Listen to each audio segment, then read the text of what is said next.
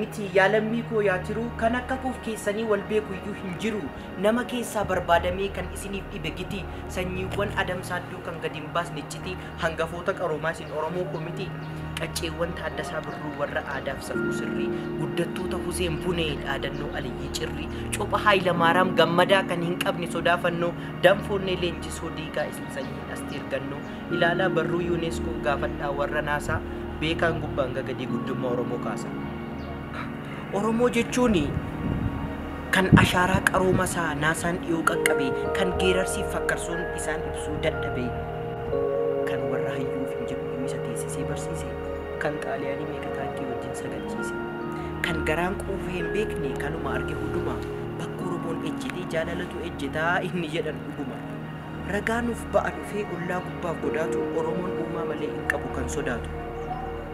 Gaafa jaalalaaf nagaa onneef tiruu qaamaati gaafa lolaaf gaachanaa abbaa daaleef daamaati gaafa tokkummaa gaafa jaalalaa wal bitu anuu madaalchiseera hin jiru kan nuun gitu xaafiidhaan xaafii jedha muka harbuu immoo harbuu malee sodaaf walitti maku callaa qamadiif garbuu firdii sirrii farada utuu seenaan dhageessu malee wixinii ammeenyaas gola seeniin odeessu lafaafiyyuu kabaja kenna fayyaarran tuulutti hima garraamummaa saataanaan dacheenu sitti hima.